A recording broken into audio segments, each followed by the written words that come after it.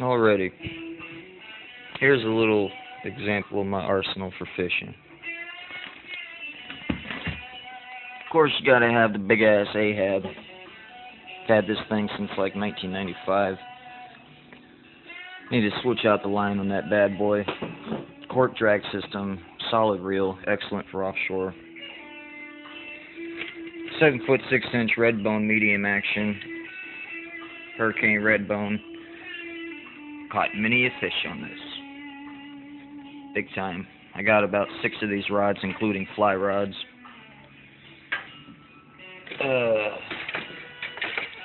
This guy right here is very, very fun for redfish. This is, I do believe, it's a lowrider Falcon, 7-foot, medium light action, no reel seat, as you can see. Very, very, very, very fun for redfish on ultralight tackle. Just take some electric tape and tape on a reel. And I got a Fenor Ahab heavy rod, heavy action, my Snook rod, with a Quantum Cable 40 on it, titanium bail. This has also got an excellent drag system on it. It also has a titanium roller or a line roller on it. I'm running, I do believe, 17-pound braid off of it right now. Stainless steel crank. This rod is excellent. Also had this for a very long time. Definitely have done some damage with some fishies on this bad boy. 16-pound class Fenor Ahab. Here is my shark rod. I've caught many a shark on this. The biggest shark I've caught on this was about 7.5 feet long. Lemon shark out in Playa Linda Beach, October 5th of 2011? No, 2009. Or 2010. Either way. Some shit like that. The reel I run off of this is a Penn 6/0 Senator with about 600 yards of 80-pound running line monofilament. And I either run a 11 or 12-foot kingfish leader line on it, like a number 140 or so. But if I'm offshore and I hook into an 11-foot Mako shark like I did back in 2007, which that fucking fish was unstoppable, then I use something like that. And that leader line is kind of serious.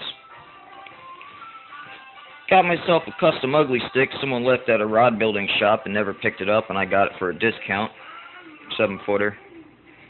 The guy rebuilt it and added a little redfish on it. That'd be Captain Roy over there in Port St. John on your way to Titusville, south of Titusville. Of course, it's fiberglass, ugly stick status. I think it's fiberglass. Pretty sure it is. Either way, I never used that rod. It's just kind of sitting there. I'm probably going to sell it.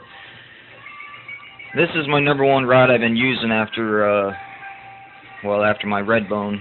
By the way, that's the best motherfucking fishing lure right there ever. Caught black drum on that, snook at nighttime, redfish at nighttime, flounder, jack crevalle, pike, largemouth bass. I've caught all kinds of shit on here. Gator trout, any kind of trout really. And of course, it is the Wright McGill 8-foot fast action Blair Wiggins rod. First off, this hook reset right here fucking gets in the way no matter what position it's in. I'm probably going to cut it off because I never use it. My line always catches onto it. This son of a bitch casts a mile. I got the double-footed carbon silicone guides on it. And this bad boy definitely casts a mile. I mean, you can wing anything off with this, especially if you're running a live finger mullet off of it. Or something like a Super Spook or a, Catch 2000. It just flies. And the reel that I have on it would be the Stratic C4 4000 series. Badass reel. I'm running, I think, 20-pound braid on this, or maybe 17 on this as well. I don't remember anything. But this reel is very reliable. I did notice a long time ago that I didn't have any backing on my braid, and that kind of fucked it up. I thought my drag was broken because my line was just slipping off. But this is definitely my baby. Some people say that their rods break on them all the time. I don't know if they're trying to high stick big ass redfish with them or what, but talked to a guy about 3 weeks ago that said he's gone through 3 of them now, or 2 of them, and he's on a 3rd one. He hates the rod, but why the hell did he buy a 3rd one if he's already broken 2? I would imagine that's a fisherman's fault right there. Fly fishing. I do not have my fly rod in this video, or one of my 6 fly rods, but this is a Gold Series Cup, or Gold Cup Series 3. Stewart, 10 weight. I got 100 yards of backing, Dacron backing on the back of it. And I got myself some good old bonefish line on it, which cost me almost $80. And I usually run anywhere from a 30 to 60 pound untapered fluorocarbon leader off of it, 9-footer. And caught many a redfish on this bad boy as well. And it will handle tarpon. The drag on it is very strong. This is a very solid reel, very easy to clean, very easy to maintenance. You take off that little screw right there, and the whole entire spool comes out. So if you have an extra arbor, you can just drop it in. As you can see, I make my own spinner baits, and tie my own flies. And this is, I've got a fucking whole bunch of fly tying material, a good 14 years of feathers, and you name it, I have it, period. Here's another Fenor Ahab, a little smaller. I don't like to use these reels inshore because they're too heavy, and I do not like heavy reels. Arrowhead I found snorkeling. Speaking of snorkeling, my new dive knife. I'm currently cleaning a 50-foot catamaran, a badass catamaran. It's for sale if you're interested.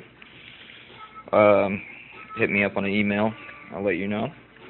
Definitely a monster of a catamaran, but I'm scraping oysters off the bottom of that bad boy. Went through 2 tanks the day before yesterday. If I can get this out of the holster one-handed, I don't know why before. There we go. But yeah, lots of work on that boat. And the day I bought this, which was the day before yesterday, I definitely put it to use immediately from cutting off probably, I don't know, 11, 12 feet of rope, camel rope about that thick off of the prop on the catamaran. It's very similar to the Atomic Aquatics knife. I do believe this is made by Scuba Max. It is titanium. Complete blade. Blade right there. Straight blade right there. Hook blade right there. Threaded blade right there. It's very lightweight.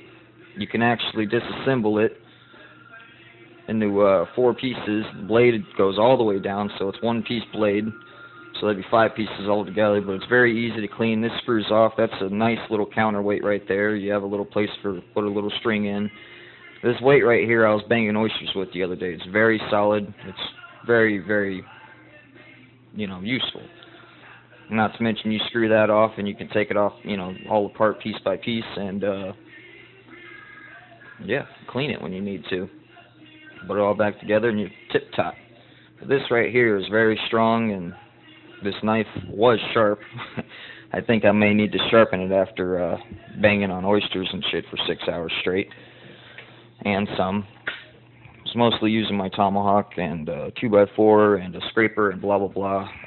I'm uploading videos of that as I say this sentence. A couple of my flies I tied.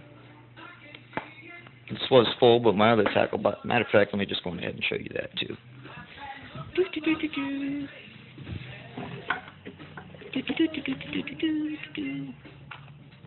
Bam. That's my best redfish fly right there. This little guy. Made it a couple years ago. I've caught many redfish off it and noticed the shape is a little off than a brand new one. Crab flies, deceivers, little minnows. I love those flies.